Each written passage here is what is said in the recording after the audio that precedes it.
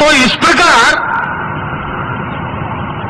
एक प्रकार का मोह सही सत्य को, बाहर की बातों को देने की जो प्रवृत्ति है उसकी निंदा करो, उसको समाप्त करो, अपने स्वत्व की लज्जा न करते हुए आगे बढ़ो, यही संदेश है।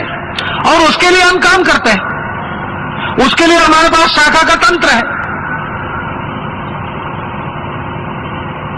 रोज का अध्ययन जब तक नहीं करते तब तक आदमी परीक्षा में सफल नहीं होता। रोज का तपस्या का भाव अगर अपने मन में हम नहीं भरते तो भगवान को नहीं पाते। रोज व्यायाम नहीं करते तो पहलवान नहीं हो सकते। आदत करनी पड़ेगी, बहुत दिनों से भूले हुए अपनी एकता की आदत करनी पड़ेगी, क्योंकि बातें केवल बुद्धि से याद करने की नहीं है, तत्व की नहीं है।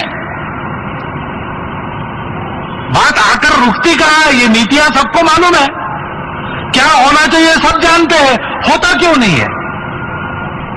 स्वार्थ आड़े आता है। स्वार्थ आड़े कैसा आता है? स्वार्थ को छोड़ना चाहिए, मालूम नहीं, मालूम है।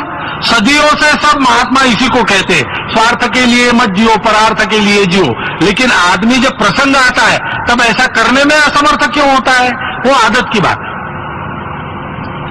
पहले अपने से प्रारंभ करो। जो देश में होना चाहिए वो मेरे और मेरे परिवार के जीवन में होना चाहिए, इसलिए मैं अपने आप को योग्य बनाऊंगा। सारे समाज को ऐसी एक तपस्या करनी पड़ेगी। 9 दिन देवों ने तपस्या की, तब 10वें दिन विजयशालिनी भगवती प्रकट हुई। अपने समाज की इसी भगवती, वो काम भाषणों से नहीं होता है, वो काम प्रसिद्धि से नहीं होता है, प्रचार से नहीं होता है।